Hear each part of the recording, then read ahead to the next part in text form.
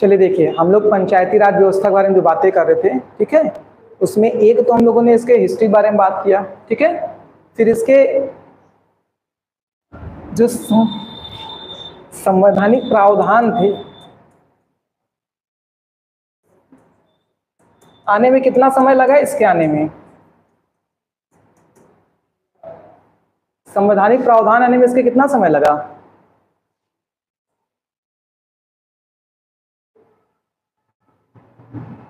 भाई अगर आप एक तरह से देखेंगे तो 1952 में और 1953 में योजना आयोग द्वारा पहली बार जो है वो ग्रामीण स्तर पे विकास या स्थानीय सुशासन को लेकर के कैसे प्रोत्साहन करना है प्रयास किया जा रहा था। लागू कब हो रहा है? 1992, 40 वर्ष लग गए, ठीक है। इस बीच में आपने देखा किस तरह से हम लोगों ने 4 समितियों के बारे में बात किया था, प्लस किस तरह से 2-2 बार प्रयास किया गया। एक बार 64वां 65वां संविधान संशोधन रहा, फिर एक बार आपने देखा 73वां और 74वां संविधान संशोधन, अंततः जाकर के इसको संविधान में जगह मिल गई थी, ठीक है। और हम लोगों ने देखा था कि जो पूरी तरह से पंचायतन व्यवस्था स्थापित किया गया है, एक ग्राम पंचायत है और दूसरा शहर या नगर पंचायत है, ठीक है। और सारे ही प्रावधान क्या है वो आर्टिकल 243 के तहत ही रखे गए हैं। इसमें जब हम लोग ग्राम पंचायत की बात कर रहे थे तो 243 से 243 वो तक के प्रावधान है, जबकि जब नगर पंचायत की बात कर रहे थे तो 243 से लेकर के 243 तक के प्रावधान है। तो ले देकर तो 243 ही है, ठीक है। हम लोग बात कर रहे थे पहले ग्राम पंचायत के बारे में। ग्राम पंचायत, और जब हम लोग ग्राम पंचायत के बारे में बात करें तो अब यहाँ पर सबसे पहले आज हम लोग को क्या देखना है, हम लोगों को ये देखना है जो 16 यहाँ पर क्या है आर्टिकल हैं। तो आज हम लोग यही 16 आर्टिकल देखेंगे। पहले एक बार आर्टिकल को देख लीजिए, समझ लीजिए, फिर प्रयास रहेगा क्लास खत्म होते तक ये 16 आर्टिकल आपको एक बार याद करा दिया जाए, ठीक। उसमें भी फिर जो कुछ ऐसे महत्वपूर्ण आर्टिकल होंगे जो आपको किसी भी हाल में नहीं भूलना है, उसको बता देंगे वो कौन कौन से हैं, ठीक है। देखिए, तो जब हम लोग बात कर रहे हैं 243 की, तो 243 में क्या है, यहाँ पर ग्राम सभा, मध्यवर्ती स्तर और जिला, इसकी क्या है परिभाषा है। अगर आप लोगों को ध्यान आ रहा होगा तो चूंकि यहाँ पर अंतिम जो समिति थी, कौन सी थी, लक्ष्मीमल सिंघवी समिति, उसी के सिफारिश पर क्या है इसको एक तरह से संवैधानिक प्रावधान दिया गया है। उस संवैधानिक प्रावधान के तहत आपने क्या देखा कि त्रिस्तरीय शासन व्यवस्था के बारे में उन्होंने चर्चा किया था। त्रिस्तरीय में क्या होगा, एक ग्राम स्तर पे होगा, दूसरा खंड स्तर पर होगा, उसी को आप मध्यवर्ती स्तर कह दे रहे हैं, और तीसरा क्या होगा जिला स्तर पे होगा। तो यहाँ पर ग्राम सभा क्या होगा, मध्यवर्ती स्तर क्या होगा, जिला स्तर क्या होगा, उसकी संबंधित परिभाषाएं, ठीक है। 243 में आपको इतना ध्यान रखना है। इंपॉर्टेंट आपका होता है 243A से। 243A में क्या बताया जा रहा है, तो ये बताया जा रहा है ग्राम सभा के बारे में। अब ग्राम सभा क्या है, एक सरल शब्दों में समझिए तो वास्तव में अगर आप ग्रामीण पृष्ठभूमि से थोड़ा बहुत भी जुड़ाव रखते हैं या कोई आइडिया हो आपको, तो जो ग्राम पंचायत का चुनाव होता है उसमें जितने भी ऐसे लोग होते हैं जो अपने मतदान का अधिकार रखते हैं, मतलब वयस्क मताधिकार का अधिकार रखते हैं, उन सभी के समूह को क्या कहते हैं, ग्राम सभा कहते हैं, ठीक है। इसका मतलब अब यहाँ अगर परिभाषा के रूप में बात करें तो एक पंचायत क्षेत्र, एक पंचायत क्षेत्र का मतलब कि जहां पर एक मुखिया होगा, एक सरपंच होगा, यानी एक इकाई के रूप में हम बात कर रहे हैं। एक पंचायत क्षेत्र जिसमें एक गांव हो या गांव का समूह हो, गांव हो या गांव के समूह हो, इसके समस्त मतदाता समूह को ही क्या कहा जाता है, ग्राम सभा कहा जाता है। बात समझ आ रहा है? इसका मतलब अगर हम कह रहे हैं कि कहीं एक गांव में ये पंचायत क्षेत्र है, तो पंचायत क्षेत्र है, इसका मतलब क्या होगा, इसका एक कोई ग्राम प्रधान होगा, ग्राम प्रधान होगा, और यही ग्राम प्रधान क्या है, मुखिया भी कहला रहा है, और एक क्या होगा, इसका कोई सरपंच होगा। ये बिल्कुल वैसे ही व्यवस्था है जैसे आप हर जगह पर देखते हैं कि एक वास्तविक प्रधान होता है और एक ऐसा होता है, एक नाम मात्र का या संवैधानिक प्रधान होता है। जैसे राष्ट्रपति आप देखते हैं संवैधानिक प्रधान है, प्रधानमंत्री आपका वास्तविक प्रधान है, राज्यपाल आपका संवैधानिक प्रधान है, मुख्यमंत्री वास्तविक प्रधान है। उसी तरह यहाँ पर सरपंच क्या है, ये संवैधानिक प्रधान होता है, जबकि ग्राम प्रधान या मुखिया क्या होता है, ये वास्तविक प्रधान होता है। और जो वास्तविक प्रधान होता है प्रत्येक जगह पर, वही आप देखते हैं एक तरह से क्या होता है, जनप्रतिनिधि का नेतृत्व करता है। ठीक है, तो ध्यान रखिएगा यहाँ पर प्रत्येक गांव का अपना एक जनप्रतिनिधि होता है, जबकि अगर हम संघ की बात करें या प्रांत की बात करें तो वहां पर जनप्रतिनिधियों का प्रमुख नेता होता है। जैसे प्रधानमंत्री क्या है, जो संसद हैं, अपने क्षेत्र के जनप्रतिनिधि हैं, उनका जो प्रमुख हो रहा है वो प्रधानमंत्री हो गया। मुख्यमंत्री क्या है, तो वहां पर आपने देखा कि जो जनप्रतिनिधि हैं, जिसे आप विधायक के रूप में जान रहे हैं, उनका प्रमुख नेता कौन हो जा रहा है, वो आपका मुख्यमंत्री के रूप में हो जा रहा है। लेकिन ग्राम व्यवस्था में या पंचायत व्यवस्था में जनप्रतिनिधियों का कोई प्रमुख नहीं होता, जनप्रतिनिधि अपने आप में उस क्षेत्र का प्रतिनिधित्व करता है। ठीक है, यानी वो एक इकाई के रूप में ही काम करेगा।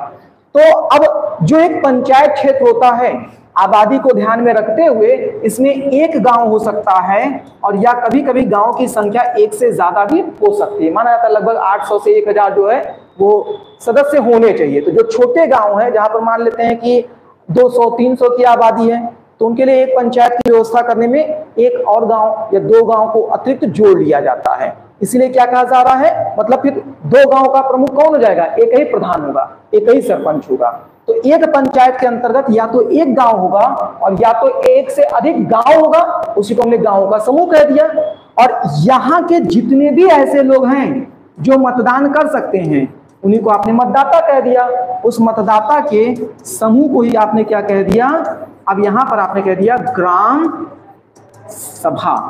तो वास्तव में ग्राम सभा क्या है, उस गांव में या पंचायत के अंतर्गत आने वाले वो समस्त मतदाताओं का समूह होता है जो मतदान करने का अधिकार रखते हैं। ठीक है, यानी ये एक व्यक्ति नहीं है, इकाई नहीं है, ये बड़ी संख्या में लोग हैं। ऐसा क्यों किया गया, क्योंकि आप जानते हैं कि जब हम लोग स्थानीय स्वशासन की बात करते हैं तो स्थानीय स्वशासन, इसी को बाद में चल करके नाम दे दिया गया पंचायती राज व्यवस्था। पंचायती राज व्यवस्था, और इसी पंचायती राज व्यवस्था में आपने एक देखा ग्राम पंचायत और दूसरा आपने देखा नगर पंचायत। अब जरा हमको बताइए, चाहे हम कहें स्थानीय स्वशासन या हम कहें पंचायती राज व्यवस्था, इसका मूल उद्देश्य क्या है, इसका मूल उद्देश्य क्या है, लक्ष्य क्या है, शासन का विकेंद्रीकरण। और दूसरा क्या है, शासन का विकेंद्रीकरण कैसे होगा, जहां जन सहभागिता बढ़ेगी। तो जन सहभागिता ग्राम सभा के माध्यम से बढ़ रही कि नहीं बढ़ रही है। अब प्रत्येक सदस्य वहां पर, जैसे मैंने आपको बताया विधायकों का समूह एक प्रकार से निकल करके आया तो मुख्यमंत्री हो गया, इसी तरह से आपने कहा सांसदों के समूह का एक प्रमुख मंत्री निकल करके आया, प्रधानमंत्री हो गया। इसी तरह ग्राम सभा के लोगों का जो प्रमुख निकल के आया वो वहां का मुखिया हो गया। तो कहीं ना कहीं एक इकाई के रूप में क्या है, यहाँ पर प्रत्येक लोग शासन में अपना जो है आप कह सकते हैं मतलब प्रत्यक्ष योगदान दे रहे हैं। ठीक है, तो इसी वजह से ध्यान रखिएगा, कोई पूछता है आपसे कि ग्राम सभा के गठन का कारण क्या है, क्यों ग्राम सभा जैसी व्यवस्था बनाई गई। क्योंकि जैसे आप विधानसभा का जब आप मतदान करते हैं तो आप तो किसी एक अंग के रूप में नहीं माने जा रहे हैं, क्योंकि ऑलरेडी आपकी संख्या इतनी ज्यादा है कि आपके प्रतिनिधि को चुनाव कर लिया गया, वो एक अंग के रूप में माना जा रहा है, जैसे विधायक कह रहे हैं। तो यहाँ पर ग्राम सभा के गठन का मुख्य उद्देश्य है शासन का विकेंद्रीकरण और जन सहभागिता को बढ़ाना। ठीक है, आइए, तो ग्राम सभा समझ में आ गया।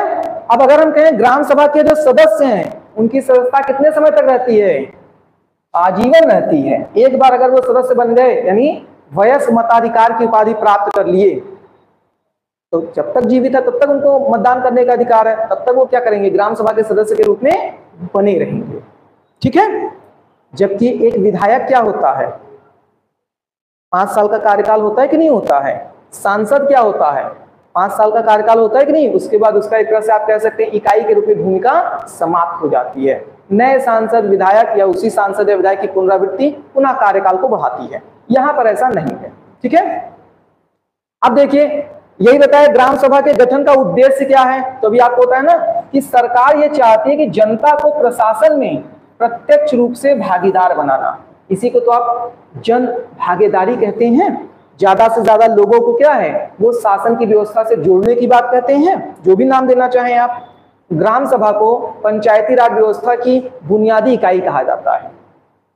पंचायती राज व्यवस्था की बुनियादी इकाई, क्योंकि सबसे न्यूनतम इकाई के रूप में कौन काम कर रहा है, कार्य करे कि नहीं। जैसे मान लेते हैं, अगर हम लोग फिर से एक बार इस बात को समझ लीजिए, जैसे आप हमेशा पढ़ते हैं कि शरीर की सबसे छोटी इकाई क्या होती है, कोशिका होती है। उसी तरह से अगर हम कहें तो जो हमारा प्रांतीय सरकार होता है, प्रांतीय सरकार होता है, इस प्रांतीय सरकार की सबसे छोटी इकाई कौन होती है, विधायक होते हैं। एक एक विधायक की तो गिनती के बाद सरकार का गठन हो पा रहा है। इसी तरह से अगर मैं आपसे कहूं जो संघीय सरकार है, संघीय सरकार है, इस संघीय सरकार की सबसे छोटी इकाई कौन सी होती है, सांसद हो जाते हैं। तो अब अगर मैं आपसे कहूं कि पंचायत व्यवस्था की सबसे छोटी इकाई कौन सी हो रही है, ग्राम सभा हो गई।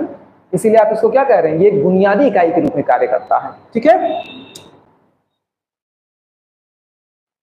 अब यहां पर जो ग्राम सभा है उसके बैठक के कुछ प्रावधान हैं, क्योंकि निर्णय जो होता है वो क्या होता है, सर्वसम्मति से लिया जाता है और उसकी अपनी एक व्यवस्था बनाई गई है। तो ध्यान रखिएगा, बैठक को लेकर क्या प्रावधान है,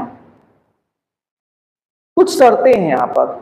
शर्त नंबर 1 कि ग्राम सभा की जो बैठक है वो सामान्यतः 6 बैठक एक साल में अनिवार्य है। प्रत्येक वर्ष 6 बैठक अनिवार्य है। उसमें से 4 बैठक ऐसी होती है जिसका तिथि जो है वो फिक्स है। क्यों, कुछ विशेष कारणों से। उसमें एक क्या है आपका, तो एक आपका 23 जनवरी हो जा रहा है, दूसरा क्या है 14 अप्रैल हो जा रहा है, फिर 20 अगस्त हो जा रहा है, फिर 2 अक्टूबर हो जा रहा है। सब देश का, सारे डेट का अपना एक विशेष महत्व है। 23 जनवरी सुभाष चंद्र बोस जयंती है, ठीक है। उसके अलावा 14 अप्रैल डॉक्टर भीमराव अंबेडकर जयंती है। 20 अगस्त राजीव गांधी पुण्यतिथि है। 2 अक्टूबर जानते ही हैं क्या है, लाल बहादुर शास्त्री जयंती है, ठीक है। हाँ, तो देखिए यहाँ पर ये आपके क्या है, 4 विशेष आपको यहाँ पर डेट दिखाई देंगे, ठीक। अब इसके अलावा 2 बैठक और भी किया जा सकता है, लेकिन यदि मान के चलिए कि इस 6 बैठक के अतिरिक्त कोई अन्य बैठक कराना हो तो उसके भी अपने कुछ नियम हैं। क्या नियम है, जैसे मान लेते हैं कि किसी विशेष प्रकार के विषय पर चर्चा करना हो तो 6 बैठक के लिए तो हमने अपना समय निर्धारित किया ही है। जैसे आप कांग्रेस का अधिवेशन देखते थे ना, प्रत्येक वर्ष एक अधिवेशन होता है, लेकिन कभी कभी क्या आवश्यकता के अनुसार विशेष अधिवेशन होता था कि नहीं होता था। उसी तरह यहाँ पर आवश्यकता के अनुसार विशेष बैठक भी तो बुलाया जा सकता है। तो इस बैठक की कुछ प्रक्रियाएं होंगी, ऐसा तो होगा नहीं कि जब मन में आया तब बैठक बुला ले रहे हैं। तो ग्राम सभा के जो सदस्य हैं उनमें 1/3 सदस्य लिखित रूप से यदि बैठक बुलाने का मांग करते हैं तो फिर बैठक बुलाने का दायित्व जो होता है वो पंचायती व्यवस्था के तहत निर्धारित हो जाता है, ठीक है। और ध्यान रखिएगा 30 दिन के अंदर बैठक बुलाना फिर अनिवार्य हो जाता है। तो 2-3 बातें क्या हो गई यहाँ पर, अगर हम ये अनिवार्य 6 बैठक के अलावा और बैठक बुलाना चाहते हैं तो उसकी शर्त क्या है,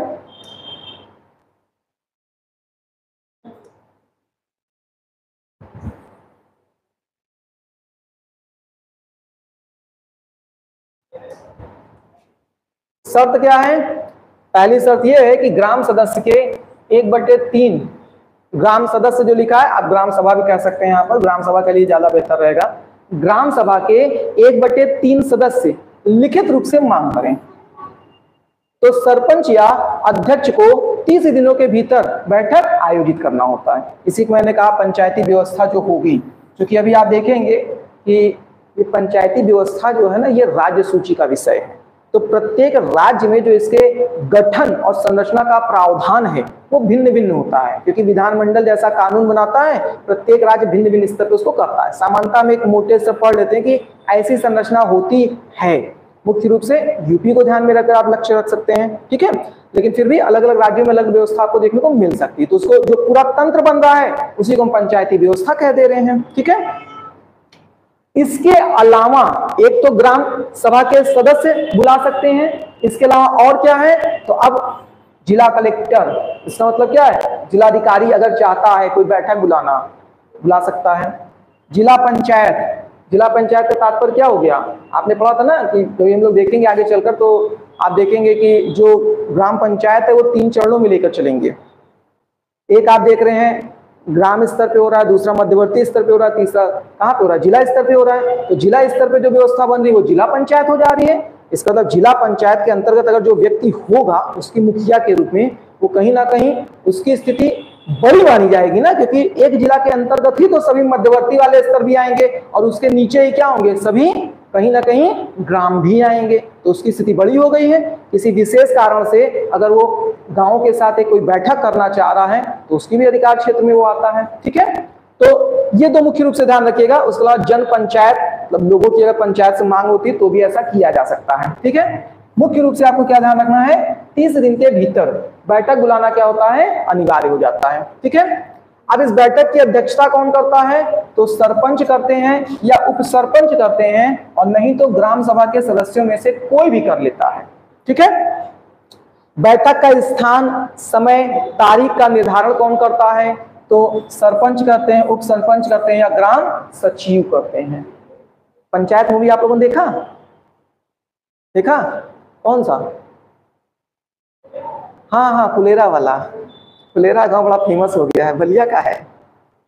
कौन सा देखा, सीजन 1 की, सीजन 2 की, सीजन 3, मतलब फर्स्ट 2 देख लिया आपने, हाँ। तो पंचायत मूवी देखेंगे तो उसमें सचिव जी हैं, तो सचिव कौन है, वही ग्राम सचिव है ना। तो यहाँ पर क्या है, सरपंच, उप सरपंच या ग्राम सचिव, यही लोग क्या करेंगे, बैठक का स्थान, समय व तारीख का निर्धारण करेंगे।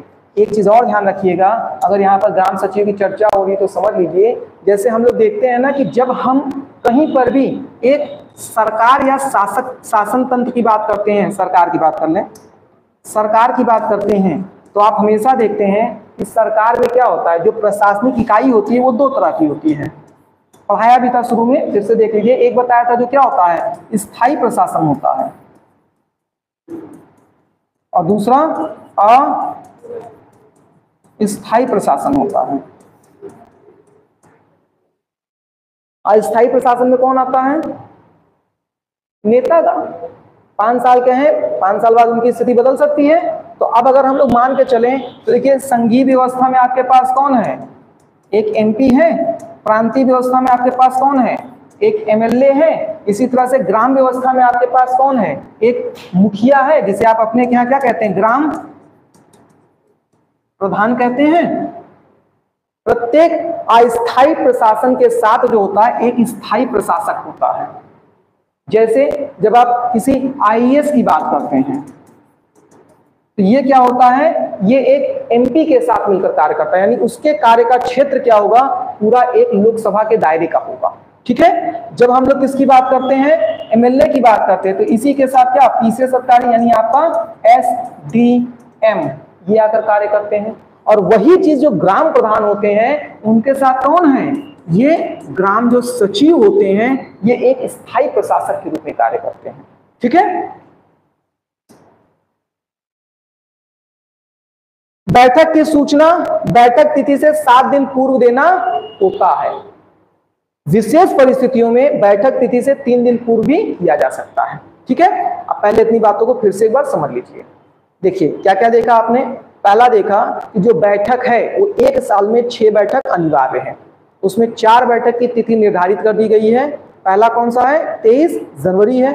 फिर मतलब महीने की स्टार्टिंग से आप बढ़ते चलिए तो 23 जनवरी हो जा रही है, फिर 1 अप्रैल में 14 अप्रैल हो जा रहा है, फिर अगस्त में 20 अगस्त हो जा रहा है, और उसके बाद अक्टूबर में 2 अक्टूबर। इसके अलावा 2 अन्य तिथि हो सकती है।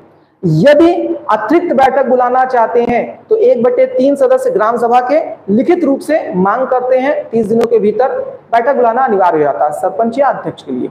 जिलाधिकारी, जिला पंचायत के सदस्य आदि की मांगों पर भी बैठक को बुलाना अनिवार्य होता है 30 दिनों के भीतर, ठीक है।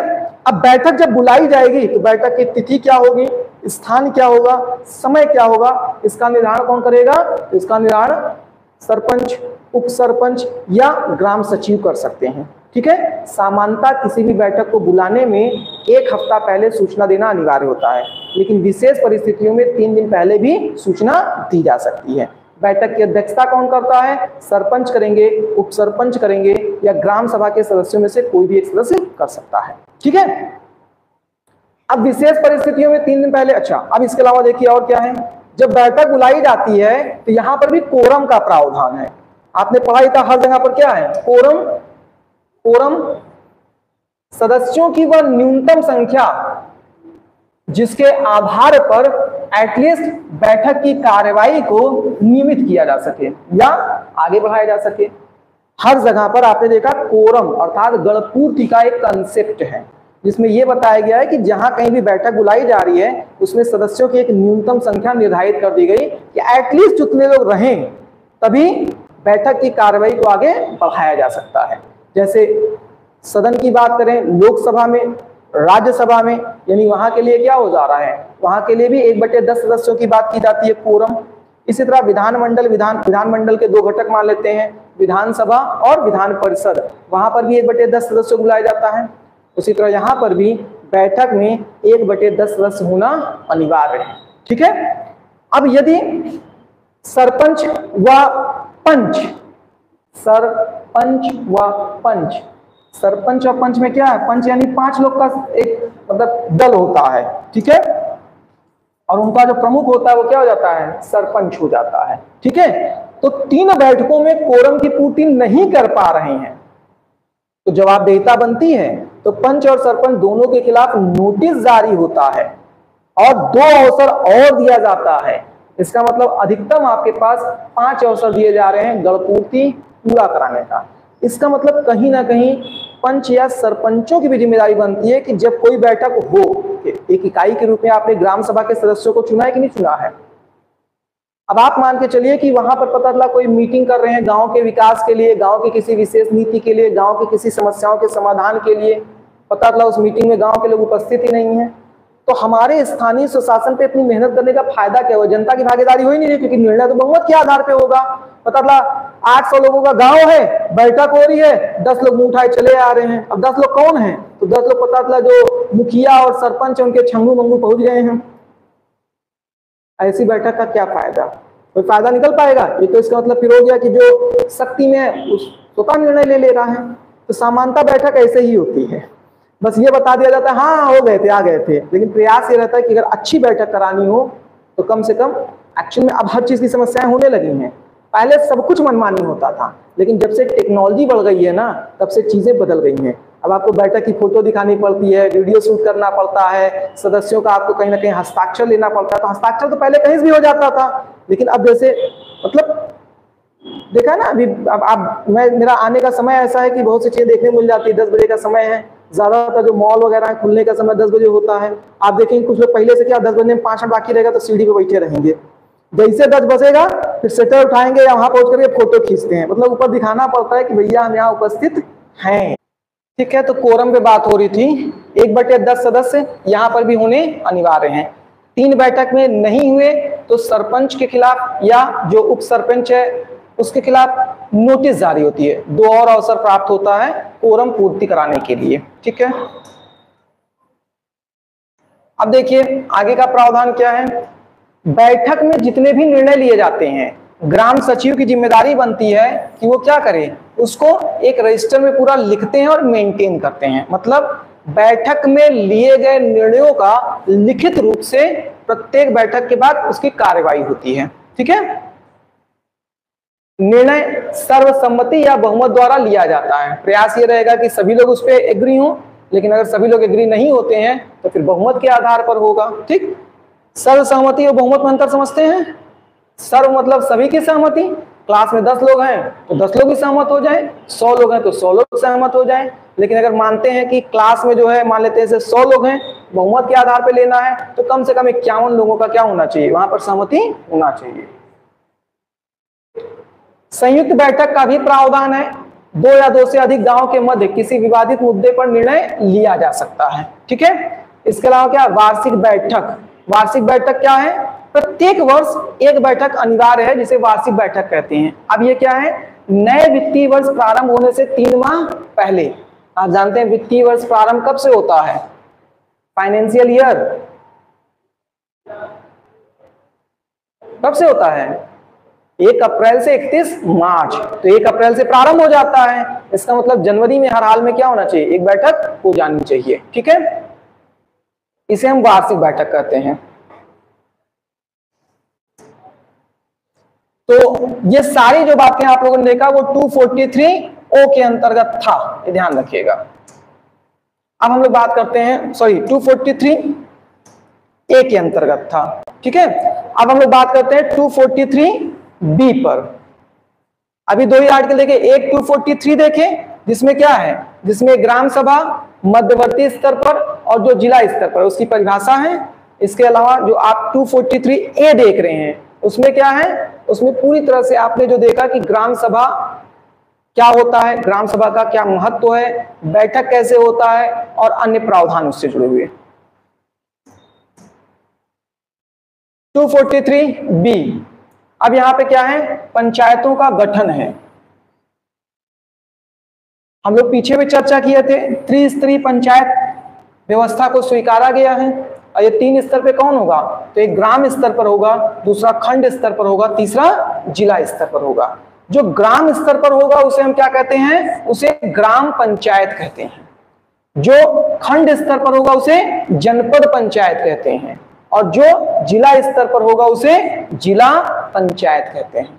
ठीक है, तो ग्राम पंचायत, जनपद पंचायत और जिला पंचायत। आधार कैसे बना है, जनसंख्या।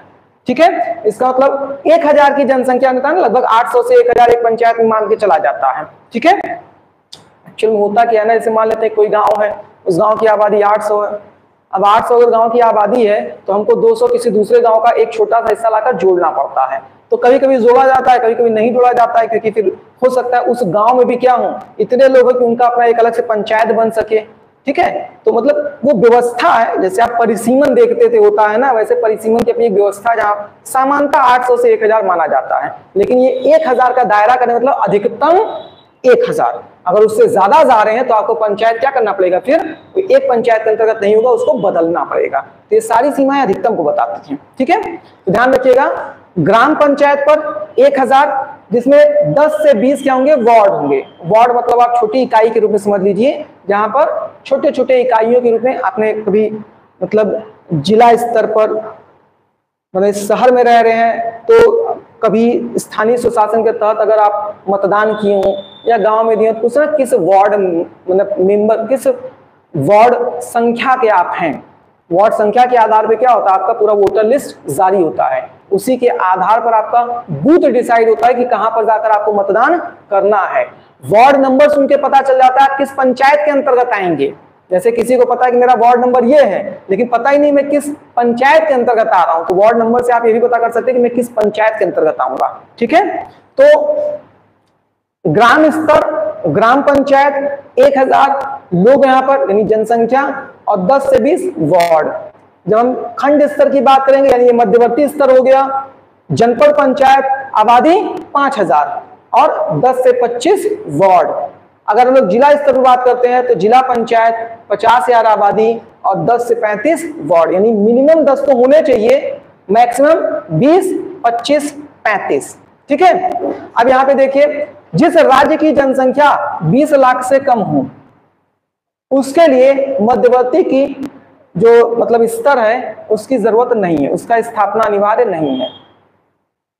जिस राज्य की जनसंख्या कितनी हो, 20 लाख से कम हो। हल्के में आके हैं आप किसी राज्य को, यहाँ एक एक जिलों की आबादी 20 लाख से ज्यादा हो गई है। ठीक है, तो जब एक एक जिलों की आबादी 20 लाख से ज्यादा हो गई तो आप मतलब हम लोग तो खासतौर से अपने आसपास के जिलों को देखेंगे तो महसूस कर ही सकते हैं। तो जो छोटे छोटे राज्य होंगे, हालांकि ऐसे इस समय कोई राज्य नहीं होंगे जिनकी जनसंख्या जो है 20 लाख से कम हो। ठीक, तो अब आपने क्या देखा, आपने देखा 243 बी क्या है, पंचायत गठन क्या किया गया है, एक ग्राम पंचायत है, दूसरा जनपद पंचायत है, तीसरा जिला पंचायत है। ठीक है, इसमें आपने क्या देखा, 1000 तक के सदस्य, इसमें 5000 सदस्यों पर एक जनपद पंचायत बनेगा और लगभग 50,000 सदस्यों पे क्या होगा, एक जिला पंचायत बनेगा। ठीक है, इसमें वार्ड कितने होंगे, 10 10 10 न्यूनतम। यहां पर कितने होंगे, 10 से 20, यहां 25, यहां 35। ठीक है, अब हम लोग बात करते हैं सी, संरचना।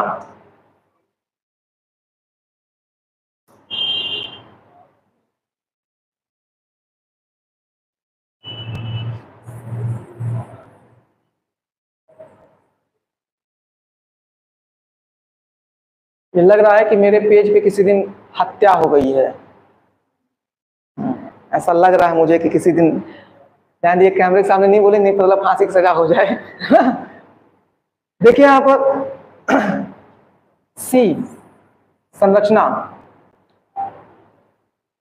अभी इस पे चर्चा कर रहे थे कि जो ग्राम पंचायत होता है या नगर पंचायत होगा, मतलब पूरी तरह से पंचायती व्यवस्था कहें तो राज्य सूची का विषय होता है। अगर राज्य सूची का विषय है तो इस पे कानून कौन बनाएगा, विधानमंडल। विधानमंडल शब्द का प्रयोग किया जा रहा है, यानी विधानसभा और जिस राज्यों में विधान परिषद होगा दोनों के सहयोग से वहां पर प्रावधान चलेंगे। जहां विधान परिषद नहीं होगा केवल विधानसभा संभाल लेगा उसको। ठीक है, तो अलग अलग पंचायतों में क्या है, आपको अलग अलग व्यवस्थाएं इसलिए देखने को मिलेगा, अलग अलग पंचायत का संदर्भ मेरा यहाँ अलग अलग राज्यों के पंचायत से है, इसलिए व्यवस्था क्योंकि प्रत्येक राज्य अपने अनुसार वहां के कानून बना सकता है। ठीक है, इसीलिए संरचना भी भिन्न भिन्न हो सकती है, लेकिन सामान्यतः क्या होगा, ग्राम पंचायत की जो संरचना आप देखेंगे उसमें एक मुखिया होगा और दूसरा सरपंच होगा। ग्राम पंचायत का चुनाव प्रत्यक्ष रूप से होता है, ये आप जानते ही हैं कि वहां पर क्या है, मतदान करने का अधिकार क्या होता है, प्रत्येक जो ग्राम सभा के सदस्य हैं उनको होता है, और वही सदस्य गांव के सदस्य होते हैं। ठीक है, ग्राम पंचायत की व्यवस्था तो प्रमुख अंगों द्वारा संचालित होती है। अब इसमें मुखिया का कार्य क्या है, वही विकास का कार्य करना, जन कल्याण की जो योजनाएं होती हैं वो जन जन तक पहुंचाना, ये क्या होता है, मुखिया कार्य। जैसे आप प्रधानमंत्री और मुख्यमंत्री के कार्यों को देखते हैं। ठीक है, तो मुखिया का कार्य है गांव के विकास संबंधित योजनाएं बनाना तथा केंद्र व राज्य सरकारों द्वारा चलाई जा रही योजनाओं का लाभ जन जन तक पहुंचाना। ठीक है, सरपंच का काम क्या होता है, तो सरपंच का मुख्य रूप से काम होता है, ये एक प्रकार के आप कह सकते हैं कि जो न्यायिक प्रावधान होता है उससे जुड़ी जो व्यवस्थाएं होती हैं उसमें अंतिम निर्णय के रूप में कार्य करते हैं। इसका मतलब कोई छोटा मोटा विवाद हो गया, उसके निपटारे का अधिकार इनके पास होता है। विवाद दो प्रकार का हो सकता है, एक दीवानी का मामला हो सकता है, दूसरा फौजदारी का मामला हो सकता है। तो छोटी मोटी मारपीट हो गई, कोई पहुंच गया पंचायत, गांव में अक्सर सुनना पंचायत बुलाएंगे इसके लिए, हमारा सर फोड़े हैं। क्यों फोड़े हैं, क्योंकि हम दारू पी के आ गए थे ना, किसी भी कारण से छोटी मोटी घटनाएं। अब क्या कोर्ट कचहरी पुलिस को बुलाया जाए, घर की बात है, दारू पी के कोई सर फोड़ दिया, अगली बार समझा दो कि भाई तुम दारू पी के मत आओ, दूसरे भी समझा दो कि भाई दारू पी के आए तो सर मत फोड़ना। अब यही सब व्यवस्थाएं क्या होती हैं, ये होती है सरपंच की। छोटे मोटे विवाद को, कभी जमीन का मामला था, खेत में पानी मेरा इनके से उनके में चला गया, मेरी फसल खराब हो गई, मतलब चूंकि कहते हैं ना गांव की बात है, आपस की बात है, आपस के सहयोग से निपट गया। अच्छा, हर जगह पर क्या मतलब पुलिस प्रशासन का सहयोग लेना नहीं निपटेगा तो अंत में तो वो है ही। तो इनके पास कुछ सीमित अधिकार होते हैं जिसके तहत ये क्या होते हैं, फौजदारी का मामला, दंड भी दे सकते हैं। बहुत सी पिक्चर आपने पुरानी पिक्चर देखा होगा, एक तो वो अनिल कपूर की पिक्चर थी, देखा आप लोगों ने, अनिल कपूर उसमें क्या है, सरपंच बने हैं। गांव में जो सबसे सभ्य व्यक्ति था, मतलब सब व्यक्ति मतलब जो गांव को सबसे पिक्चर में विलेन होता है, उस विलेन का एक लड़का था, वो गांव की एक लड़की के साथ रेप कर जाता है। अब वो निर्णय देते हैं कि इसकी शादी इसके साथ करा दो, वो करने को तैयार नहीं होता है, तो उसके लिए क्या, उसको गांव से निष्कासित कर देते हैं, मतलब एक तरह से क्या, तड़ीपार कर दिए, बाहर भेज दिए। ये सब क्या है, उनके अधिकार दायरे में आता है। ठीक है, तो कई तरह से छोटे मोटे दंड के भी प्रावधान दिए जा सकते हैं। सामान्य भाषा में बहुत सवाल करते हैं ना, हुक्का पानी बंद करा देते हैं। हुक्का पानी बंद करा दें मतलब हालांकि ये तो बिरादरी वाला काम होता है, ज्यादातर बिरादरी से गांव से बाहर निकालना ये एक तरह से सरपंच का निर्णय होता है। ठीक है, इंदिरा मूवी आप लोगों ने देखा है, इंदिरा, उसमें भी देखिए वो इंदिरा को गांव से बाहर निकाल दिया जाता है, गांव में रहने का अधिकार नहीं दिया जाता है ना। तो खैर ऐसे बहुत से पिक्चरों में आपको देखने को मिलेगा। बाकी अपने गांव में आसपास के सरपंच ढूंढ लीजिएगा, उनसे मिलिएगा प्रत्यक्ष रूप से और पूछिएगा आज तक आपने कौन कौन सा दंड दिया है, तो आपको दो चार किस्से सुना देंगे, आप समझ जाएंगे किस तरह के दंड के प्रावधान यहाँ किए जा सकते हैं। ठीक है, बाकी दीवानी का मामला है, यानी अब इसमें क्या है, जुर्माना वगैरह लगा सकते हैं। जुर्माना कितना लगाएंगे, अधिकतम 10,000 तक के मैटर, मतलब जुर्माना नहीं, आप ऐसे कहिए कि दीवानी का मामले में अधिकतम 10,000 तक का अगर कहीं पर विवाद है तो उसका भी निपटारा वो कर सकते हैं। किसी का कोई पैसा ले लिया, नहीं दिया, या किसी का कोई पैसा किसी धोखाधड़ी के साथ मतलब प्राप्त कर लिया, छीन लिया, किसी भी प्रकार के विवाद गांव के सदस्यों के बीच में ऐसे हों जिनमें 10,000 रुपए से ज्यादा का मामला ना हो, तो क्या होगा, वो भी इनके अधिकार क्षेत्र में आता है। ठीक है,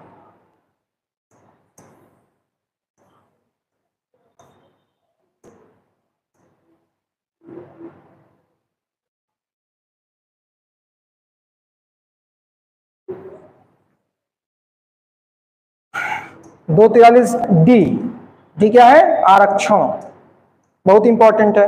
मैंने कहा ना कुछ कुछ रहेंगे जो आपके बहुत इंपॉर्टेंट रहेंगे।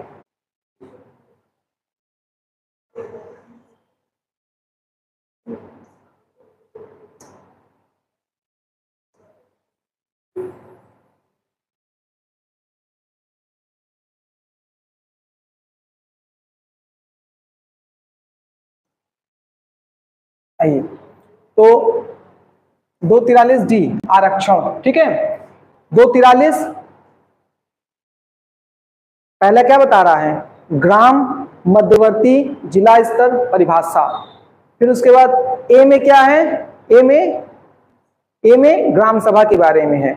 बी में क्या है, पहले गठन होता है किसी भी चीज का, फिर संरचना होता है। तो बी में गठन हो गया, सी में संरचना हो गया, डी में क्या हो जाएगा, आरक्षण हो जा रहा है। ठीक है, अब आरक्षण में क्या है, तो आप जानते हैं कहीं पर भी जो SC ST का आरक्षण है उसकी आधार क्या है, जनसंख्या। जिस राज्य में जितनी जनसंख्या उसी के आधार पे क्या है, SC ST का आरक्षण 15%, 7.5% वाला प्रावधान चलता है। जबकि यहाँ पर महिला आरक्षण भी क्या है, 1/3 रखा गया है। ठीक है, लेकिन कुछ राज्य ऐसे भी हैं जिन्होंने अपने क्या महिला आरक्षण को बढ़ा करके 50% तक कर दिया है। इसीलिए आप बहुत सी बार जब ग्राम सभा का चुनाव होता है देखते हैं, कहते हैं ना आपकी ये सीट SC हो गई है, या आपकी ये सीट ST हो गई है, या आपकी ये सीट महिला सीट हो गई है ना।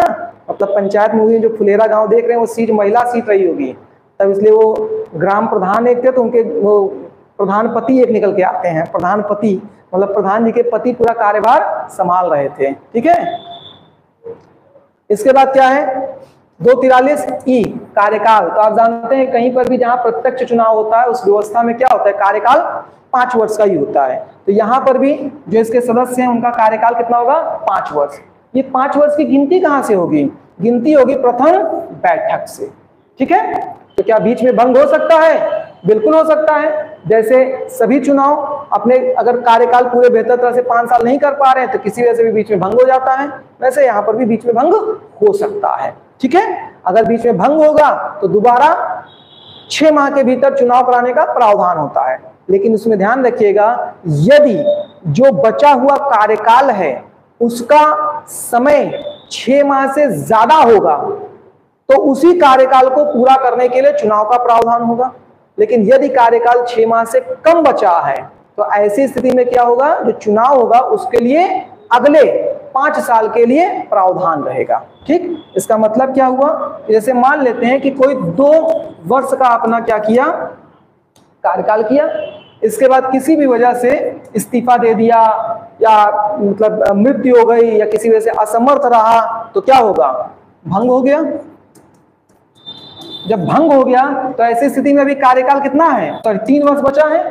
अब यहाँ पे क्या करना है, 2 वर्ष कार्यकाल के बाद जब भंग हो रहा है तो पहला प्रावधान यह है कि 6 माह के भीतर चुनाव कराएं।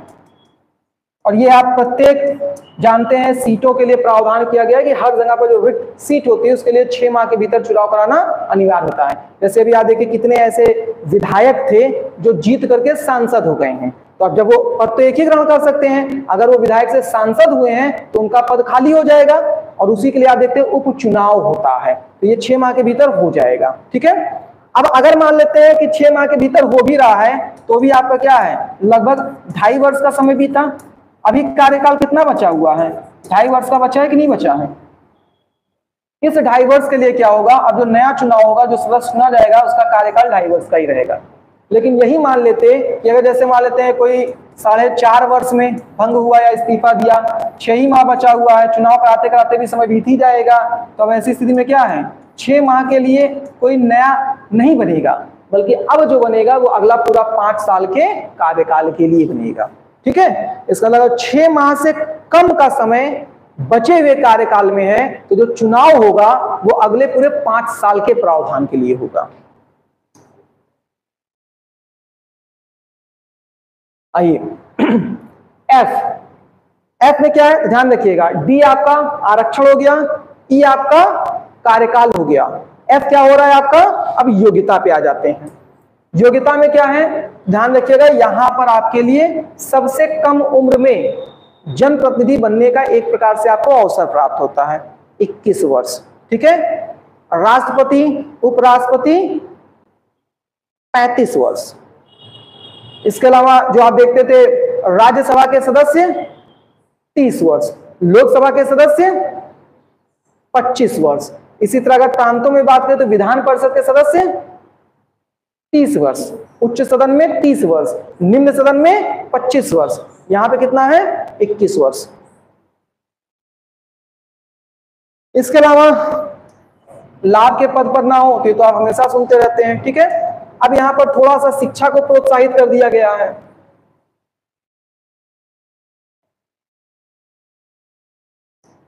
क्या कहा जा रहा है, 30 वर्ष से कम आयु का व्यक्ति निरक्षर ना हो, 30 वर्ष से कम आयु का व्यक्ति निरक्षर ना हो। इसका अर्थ क्या है, देखिए यहाँ पर एक समय सीमा निर्धारित कर दी है ना, क्योंकि पहले हो सकता है लोग, बहुत से लोग ऐसे पढ़ाई ना किए, 50 साल 55-60 के हैं, लेकिन वो चुनाव में आना चाहते हैं, तो कोई रोक नहीं सकता उनको। लेकिन ये माना जा रहा है अगर नए स्तर पर लोगों को बुलाया जा रहा है, मतलब 30 वर्ष कितना होता ही है, कम उम्र के लोग आ रहे हैं, तो कम उम्र के लोग कम से कम पढ़े लिखे हो। ठीक है, तो 30 वर्ष से कम निरक्षर को समझते हैं ना, निरक्षर मतलब जो अपना नाम भी ना लिख पाता हो, अंगूठा लगाता हो। ठीक है, वो निरक्षर होता है, जिसके लिए कहते हैं काला अक्षर भैंस बराबर। पता नहीं कैसे काला अक्षर भैंस बराबर दिखाई देता है लोगों को, अरे काला अक्षर चूटा बराबर कहते, चूटी बराबर कहते, तभी समझ में आता है, मतलब भैंस बराबर, तुलना भी तो कम से कम एक अनुपात में करना चाहिए ना। देखिए 243 जी, कार्य एवं शक्ति, राज्य विधानमंडल विधि बनाकर निर्धारित करता है, क्योंकि सारी व्यवस्थाएं क्या हैं, कार्य एवं शक्ति भी क्या होगा, जो राज्य विधानमंडल द्वारा उसको निर्धारित किया जाएगा वही होगा, लेकिन सामान्यता वही कार्य शक्ति होती है जो आपने पीछे देखा है। ठीक, तो पीछे भी हम लोग चर्चा किया था कि जो ग्राम पंचायत होते हैं उसके लिए 29 विषय निर्धारित किए गए थे, उसी 29 विषयों से संबंधित जो कार्य विकास संबंधित योजनाओं संबंधित प्रावधान होते हैं वो इनके कार्य शक्ति के दायरे में आ जाते हैं। तो राज्य विधानमंडल विधि बनाकर निर्धारित करता है, सामान्यता आर्थिक विकास सामाजिक न्याय से संबंधित योजना बनाना है, 29 विषय पर कार्य करना। ठीक है,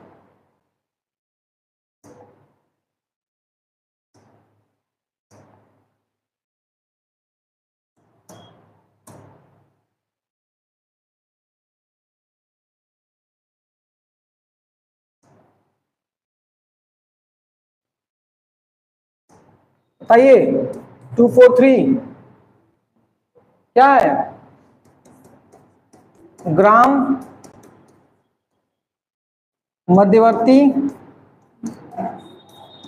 जिला स्तर क्या होगा, इसकी परिभाषा। एक क्या है, ग्राम सभा, बी क्या है, पंचायत का गठन, सी क्या है, संरचना, डी क्या है, आरक्षण, ई क्या है, कार्यकाल, एफ क्या है, योग्यता, जी क्या है, कार्य एवं शक्तियां। एक बार में पूरा याद करेंगे परेशान हो जाएंगे, छोटे छोटे खंडों में 5-5, 6-6 का ग्रुप बना करके 2-3 बार में याद करिए, तब आप आराम से याद कर पाएंगे। इससे पहले 5-6 का एक बार में देख लिया, फिर उसके बाद का 5-6 एक बार याद करिए, फिर बचे हुए 5-6 को एक बार याद करिए और फिर सभी को एक बार देख लीजिए। ठीक है,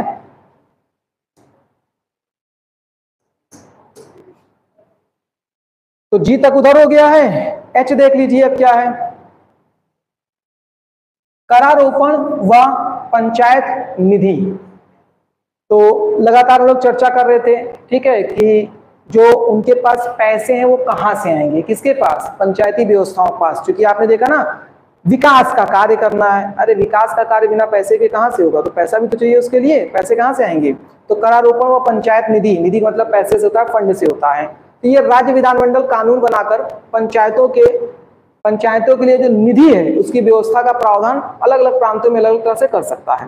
सामान्यतः कुछ जगहों पर आपको देखने को मिलेगा कर आरोपित करने का भी अधिकार दिया जाता है, और कुछ जगहों पे क्या होता है, फिर जो राज्य वित्त आयोग होता है उसके द्वारा क्या किया जाता है, राज्य सरकार द्वारा अपनी आय का कुछ पैसा उनको आवंटित कराया जाता है। क्यों, क्योंकि फिर अगर राज्य सरकार अपने मतलब निधि में से पंचायतों को पैसा दे रहा है, इसका मतलब उस ग्राम व्यवस्था से जितने भी कर का मतलब कलेक्शन हो रहा है, जितने भी कर को प्राप्त किया जा रहा है, फिर वो पंचायती व्यवस्था के किसी निधि में नहीं जा रहा है, बल्कि वो कहां जा रहा है, वो प्रांतीय निधि में जा रहा है। इसका सीधा सा अर्थ हुआ कि पंचायती व्यवस्था को करारोपण का अधिकार नहीं दिया गया है।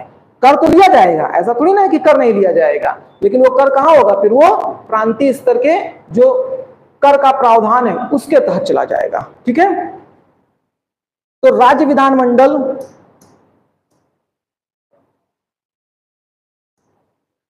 विधानमंडल कानून बनाकर पंचायतों के कर लगाने की शक्ति व वसूलने का विनियोजित करने की शक्ति के संदर्भ में कार्य कर सकता है। अब किस प्रकार के होते हैं, जैसे बाजार कर, कई बार आप लोगों ने देखा होगा जो गांवों में छोटी छोटी बाजार लगती है, तो आपने देखा होगा जो बाजार में जाकर के लोग सामान बेचते हैं उनसे क्या होता है, उनसे पैसा वसूला जाता है। ठीक है, ठेका दे दिया जाता है। अब तो एक कोई ठेकेदार होता है, वो क्या करता है, टेंडर निकलता है और वो क्या करता है, वो हर दुकान से, दुकान का बना होता है कि भाई जो कितनी बड़ी दुकान लेकर बैठा हुआ है, जमीन पर बैठा है, दुकान लेके बैठा है, कैसे बैठा है, ठेला लगाया है, मतलब किस तरह बेच रहा है, तो उसका अपना एक फिक्स होता है कि हर बार का उसका 5 रुपया, 10 रुपया, 15 रुपया, 20 रुपया, जैसे भी प्रावधान हो समय समय बढ़ते रहते हैं। ठीक है, तो प्रतिदिन के बाजार से वसूली होती है। ठीक, तो बाजार पर कर, ग्राम पंचायत के भीतर कोई व्यवसाय करता है, भूमि भवन संपत्ति कर, पशुओं को बेचने पर कोई कर लगाना, सिंचाई कर, सफाई कर, जल कर आदि तमाम प्रकार के कर हैं जो गांव स्तर पे मतलब आरोपित किए जाते हैं, गांव स्तर पे करारोपण किया जाता है। कुल मिलाकर के आपको इतना ध्यान रखना है कि एच क्या है, एच करारोपण व पंचायत निधि है, यानी पैसा वहां पर कहां से आएगा इसकी व्यवस्था। मुख्य रूप से इतना ध्यान रखिए, विधानमंडल जो होता है वो निर्धारित करता है कि वहां पर कैसी व्यवस्था निधि संबंधित होगी। ठीक है, अब एच के बाद क्या आ जा रहा है, एच के बाद आपका आ रहा है आई, बहुत जरूरी है। क्या है, राज्य वित्त आयोग। आपने पढ़ा है एक क्या होता है, वित्त आयोग होता है। वित्त आयोग किस आर्टिकल के तहत है, 280। जब हम वित्त आयोग की बात करते हैं तो सीधा सा अर्थ होता है इसका मतलब संघीय वित्त आयोग, अगर नहीं भी लगा तो भी आप समझिएगा संघीय वित्त आयोग। ठीक है, अब हमने किस शब्द का प्रयोग किया, राज्य वित्त आयोग। ये राज्य वित्त आयोग का मतलब क्या, प्रत्येक राज्य का अपना एक वित्त आयोग होता है। ठीक है, और वो किस अनुच्छेद के तहत है, 243 आई के तहत है। सामान्यतः अगर आप देखेंगे तो जो वित्त आयोग होता है इसका कार्य क्या होता है, इसका कार्य होता है कि जो संघीय सरकार है उससे संबंधित करारोपण के बारे में सुझाव देना। टैक्स कितना होना चाहिए, कितना नहीं होना चाहिए, कौन सा नया होना चाहिए, कौन सा पुराना होना चाहिए, कौन सा कम होना चाहिए, कौन सा बढ़ना चाहिए, तमाम प्रकार के। इसके अलावा जो सेंट्रल गवर्नमेंट और स्टेट गवर्नमेंट होता है, इन दोनों के बीच में क्या है, कर का बंटवारा या कह सकते हैं आवंटन। ध्यान रखिएगा, ये केवल एक परामर्श दात्री समिति के रूप में काम करता है, अर्थात ये केवल सुझाव दे सकता है, बाध्यकारी नहीं कि उसने जो कह दिया उसको मानना अनिवार्य है। ठीक है। अब उसी तरह से क्या होगा, राज्य वित्त आयोग होगा। तो राज्य वित्त आयोग के नीचे कौन जा रहा है, इसके अंतर्गत अब पंचायती व्यवस्था जा रही नहीं जा रही है। तो पंचायती व्यवस्था में कर कितना होना चाहिए, पंचायत को होना चाहिए, राज्य सरकार को होना चाहिए, पंचायत के लिए निधि कितना होना चाहिए, अर्थात पैसों का आवंटन कितना होना चाहिए, वो सारा काम कौन करेगा, राज्य वित्त आयोग करेगा। ठीक है।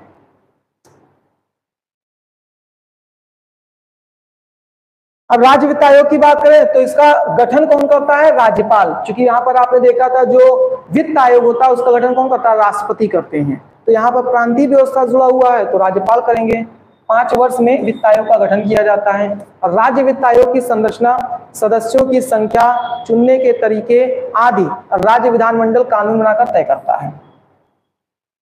राज्य वित्त आयोग में कितने सदस्य होंगे, उन सदस्यों का चुनाव कैसे होगा, प्लस उनके प्रावधान कैसे होंगे, सारी व्यवस्थाएं क्या होंगी, वो प्रांतीय विधि के अंतर्गत निर्धारित किए जाते हैं। ठीक है। तो विधानमंडल से बनेगा।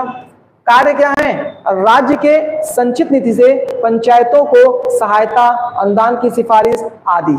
ठीक है। स्थानीय कर व राज्य के मध्य बंटवारे के संदर्भ में कार्य करता है। स्थानीय कर और राज्य कर, इन दोनों के मध्य बंटवारा यानी पैसों का आवंटन, करों का आवंटन, वितरण राज्यपाल द्वारा सौंपे गए अन्य कार्य को भी करता है। ठीक है। अब देखिए, तो पीछे आपने कहां तक देखा था, अभी यहां पर आप एच देखिए और आई देखिए। एच में क्या देखे, करारोपण देख रहे हैं प्लस पंचायत निधि को देख रहे हैं। आई में क्या देख रहे हैं, राज्य वित्त आयोग को देख रहे हैं। ठीक है। अब इसके आगे देखिए, यहां पर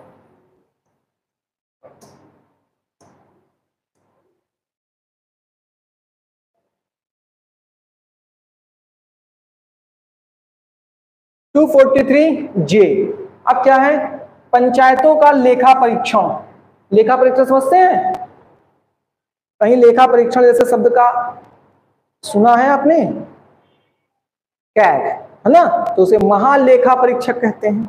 यहाँ पे लेखा परीक्षक है भाई, पंचायत में जो भी मतलब पैसे का आय या व्यय है उसका कहीं ना कहीं कोई ना कोई तो एक ऑडिटिंग की व्यवस्था होनी चाहिए कि जितना पैसा वहां पर दिया जा रहा है क्या वास्तव में वो पैसा विकास या जन कल्याण कार्यों में लग रहा है, या वहां से जो आय का सृजन हो रहा है क्या वो पूर्णतः उतना कर के रूप में या अन्य माध्यमों से प्राप्त हो पा रहा है जितना कि होना चाहिए। कुल मिलाकर के पैसे की हेरा फेरी को यहाँ पर नियमित करने के लिए, रेगुलेट करने के लिए जो है ये प्रावधान किए जाते हैं। ठीक है। ऑडिटिंग होता है एक तरह से।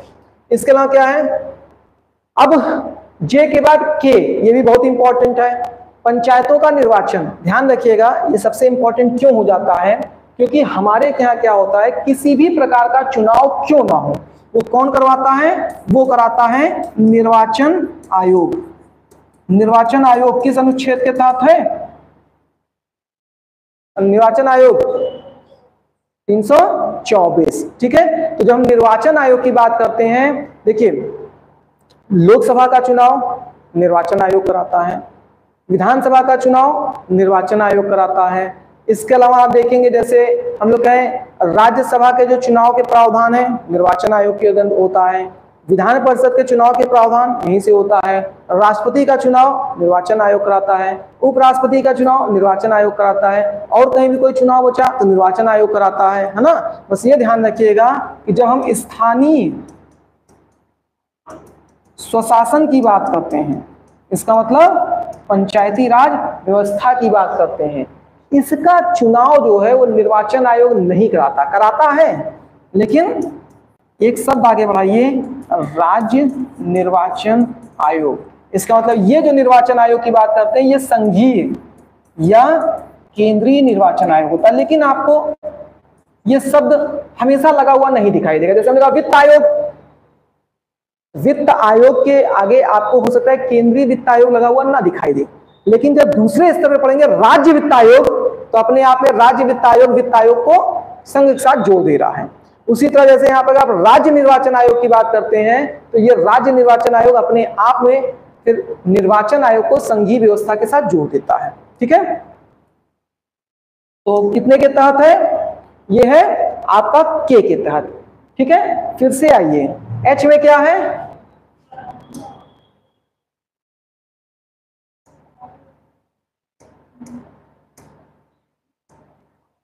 तो आगे पीछे जाता है, वहां पे लिखे थे ना कहीं, चलिए छोड़िए। एच में क्या है? एच में करारोपण है या पंचायत निधि है। एच के बाद आई में क्या है? राज्य वित्त आयोग हो गया।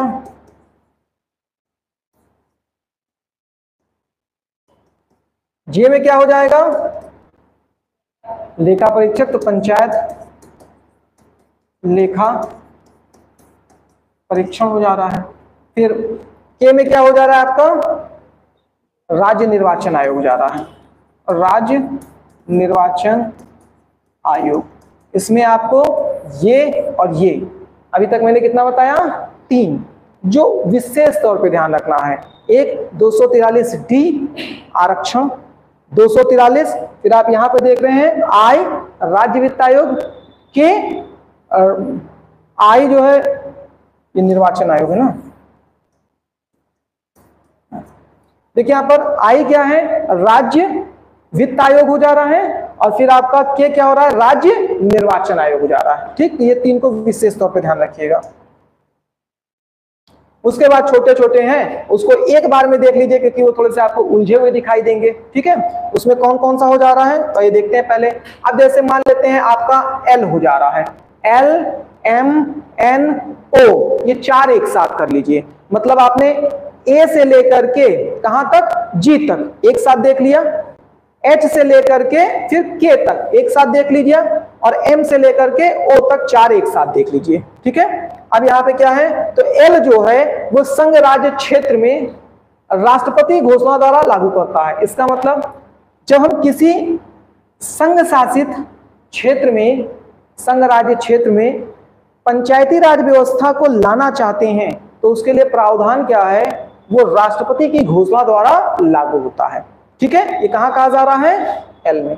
एम क्या कह रहा है? अब एम कुछ उन क्षेत्रों को बता रहा है जहां पर पंचायती राज व्यवस्था लागू नहीं होता है। कौन कौन सा? अनुसूची 5, अनुसूची 6 में जो शामिल क्षेत्र हैं। इसके अलावा नागालैंड, मेघालय, मणिपुर के पर्वतीय क्षेत्र, और पश्चिम बंगाल का दार्जिलिंग क्षेत्र, ये भी पर्वतीय क्षेत्र है। तो नागालैंड, मेघालय, मणिपुर 5वीं 6वीं अनुसूची में मतलब शामिल राज्य, और प्लस जो दार्जिलिंग का क्षेत्र है, इन सब क्षेत्रों में क्या है? पंचायती राज व्यवस्था लागू का ना होना। ठीक है, कहां पर है ये? एम में है। एन क्या है? यही सब राज्य है, चाहे वहां से जोड़ के करिए चाहे यहां अलग से कर लीजिए। ठीक है, देखिए यहां पर अब हम लोग अगर एन की बात करते हैं तो एन क्या है? एन उस तत्कालीन परिस्थितियों को ध्यान में रख के बनाया गया है जिस समय प्रारंभ हुआ था पंचायती राज व्यवस्था का। आपने देखा सबसे पहले क्या है? 2 अक्टूबर 1959 पंचायती राज व्यवस्था राजस्थान में लागू हो जा रहा है। फिर हफ्ते बाद 10 दिन बाद ही आप कह सकते हैं 11 अक्टूबर आंध्र प्रदेश में लागू हो जा रहा है। तो एक तरह से कुछ तो ऐसे क्षेत्र हैं जहां पर 1959 के बाद से पंचायती राज व्यवस्था आपको लागू होता दिखेगा। वहीं दूसरी तरफ आप देख रहे हैं कि संवैधानिक दर्जा के तहत इसकी कुछ सीमाएं निर्धारित कर दी गई, कार्य संस्कृति इसकी निर्धारित कर दी गई कि कैसे ये कार्य करेगा, क्या शक्तियां होंगी, और वो 1992-93 से। तो इस पिछले 30 वर्षों में जहां जहां पंचायती राज व्यवस्था लागू हुआ है वो कैसे अपने आप को तुरंत परिवर्तित कर सकेगा। इसलिए क्या हुआ? ये एन में कहा जा रहा है कि ऐसे समस्त क्षेत्र जहां पंचायती राज व्यवस्था पूर्ववत लागू थे उनकी संरचना व कार्य शक्ति वैसे ही बनी रहेगी 1 वर्ष के लिए। 1 वर्ष बाद फिर वो इसके जो संवैधानिक प्रावधान है उसके ढर्रे पे आ जाएंगे। ठीक है, तो विद्यमान कानून व पंचायतों का बना रहना, इसका मतलब 1992 से पहले जहां जहां भी पंचायती व्यवस्था थी, जो कानून या व्यवस्था वहां पे थी, कानून मतलब विधि से है, ठीक है, नियम जिस प्रकार से काम कर रहे हैं वो वैसे ही बने रहेंगे। लेकिन ध्यान रखिएगा कितने से? 1 साल तक, उसके बाद संवैधानिक प्रावधान में आ जाएंगे। तो कब से पहले? जब से लागू हो रहा है 24 अप्रैल 1993 से। ठीक है, अब वो क्या कह रहा है? वो कह रहा है कि यदि निर्वाचन में किसी प्रकार का भी कोई मामला होता है तो न्यायालय के हस्तक्षेप से वर्जित है। निर्वाचन के मामले को न्यायालयों में हस्तक्षेप वर्जित कर दिया गया है। लेकिन राज्य विधानमंडल द्वारा नियम बनाकर किया जा सकता है। इसका मतलब जो यहाँ के निर्वाचन संबंधित मामले होंगे, अभी अगर आप लोग को ध्यान आ रहा होगा तो अब की जब उत्तर प्रदेश में ग्राम प्रधान का चुनाव हो रहा था तो आपने देखा था SC ST सीट को लेकर के कुछ विवाद हो गया था, और उसी वजह से क्या हो रहा था, जो सीटों का आवंटन हो रहा था वो मैटर सुप्रीम कोर्ट में चला गया था। तो सामान्यतः ज्यादातर जगहों पर आप देखेंगे कि ये राज्य विधानमंडल ने ऐसे कानून बना कर रखे जहां पर न्यायालय को शक्ति है। ठीक है, क्योंकि तो मूल संविधान में उस समय कहा गया था ना, लेकिन समय के साथ साथ बहुत सी चीजें बदल गई हैं। ठीक, मूल संविधान क्या, जो संविधान संशोधन हुआ था। तो अब आइए देखिए हम लोग कहां तक देखे थे, के तक देखे थे।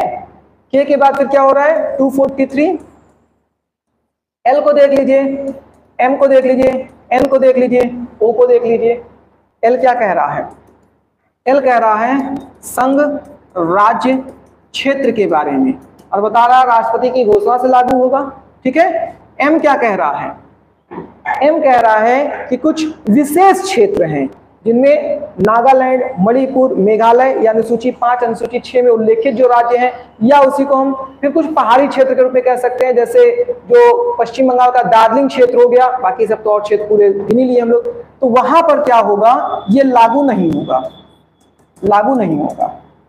ठीक है, इसके अलावा फिर एन में क्या कहा जा रहा है कि 24 अप्रैल 1993 जब ये लागू हो रहा है, उससे पूर्व जहां कहीं भी पंचायती व्यवस्था चल रही थी वो पंचायती व्यवस्था वैसे ही चलती रहेगी, उसमें किसी प्रकार का परिवर्तन नहीं होगा। कब तक, 1 साल तक।